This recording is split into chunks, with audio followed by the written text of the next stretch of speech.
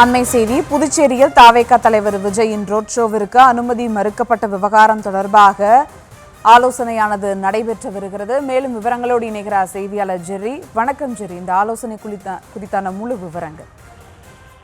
வணக்கம்.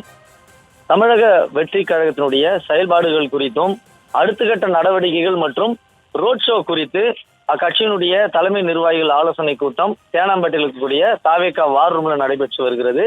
புசி ஆனந்த், ஆதவ், செங்கோட்டையன் மற்றும் தமிழக வெற்றி கழகத்தினர் வீக வகுப்பாளர் உள்ளிட்டோர் இந்த ஆலோசனை கூட்டத்தில் கலந்து கொண்டிருக்கிறார்கள்.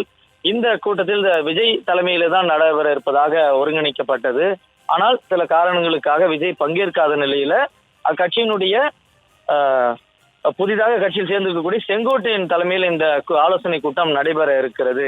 அதாவது சமீபத்துல புதுச்சேரியில 5ஆம் தேதி ரோட் ஷோ நடத்துவதற்காக மனு அளிக்கப்பட்டது. அது தொடர்பான அனுமதி கிடைக்காத காரணத்தினால தொடர்ச்சியாக காவல்துறை அதிகாரிகளும் மற்றும் மாநில முதலமைச்சரையும் கட்சியினுடைய மாநில நிர்வாகிகள் தொடர்பு கொண்டு மற்றும் நேரில் சந்தித்தும் அனுமதி கேட்டிருந்தனர். ஆனால் காவல்துறை ரோட் ஷோவுக்கு அனுமதி மறுத்தும் 3 இடங்களை குறிப்பிட்டு இந்த 3 ஓப்பன் கிரவுண்டில் ஏதேனும் ஒரு இடத்தை தேர்வு செய்து வரும்படி அவர்களுக்கு அறிவுறுத்தப்பட்டிருந்தது. எனினும் அவர்கள் ரீபெட்டிஷன் கொடுக்காத பட்சத்திலும் தற்பொழுது அவர்கள் அடுத்த கட்ட நடவடிக்கைகள் குறித்து இந்த ஆலோசனை கூட்டம் தற்பொழுது நடைபெற இருக்கிறது. இந்த கூட்டம் பனையூரில் நடத்துவதற்காக திட்டமிட்ட நிலையில விஜய் பங்கேற்காத சூழல்ல தற்பொழுது வார் ரூமில் இந்த கூட்டம் ஒருங்கிணைக்கப்பட்டிருக்கிறது. அதே போல கட்சியில் இருக்கக்கூடிய முக்கிய நிர்வாகிகளுடைய செயல்பாடுகள் குறித்து இந்த ஆலோசனையில் விவாதிக்கப்பட இருப்பதாகவும் கூறப்படுகிறது.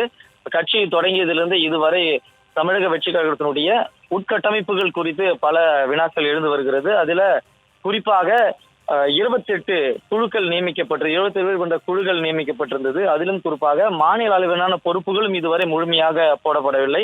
மாவட்ட செயலாளர்களும் இன்னும் 18 மாவட்ட செயலாளர்கள் நியமிக்கப்பட இருக்கிறார்கள். அதே போல அணி சார்ந்த நிர்வாகிகளும் இன்னும் நியமிக்கப்படாத சூழல்ல இன்னும் 4-5 மாதங்களே தேர்தலுக்கு இருக்கிறது. எனவே உட்கட்டமைப்புகளை பலப்படுத்துவதும் அதே போல எஸ்ஆர் படிவங்களை பூர்த்தி செய்வது குறித்தான ஆலோசனைகளும் வழங்கப்பட இருக்கிறது. மேலும் இனி ரோட் ஷோ நடத்துவதற்கான அனுமதி கேட்கலாமா அல்லது காவல்துறை பரிந்துரைத்தபடி வெளியிலேயே, அதாவது ஏதேனும் ஒரு கூட்டரங்கிலோ அல்லது மாநாடு போலவோ இல்ல பொதுக்குழு போலவோ நடத்தலாமா என்ற ஆலோசனைகளும் தற்போது மேற்கொள்ள இருப்பதாகவும் தகவல்கள் வெளியாகி இருக்கிறது.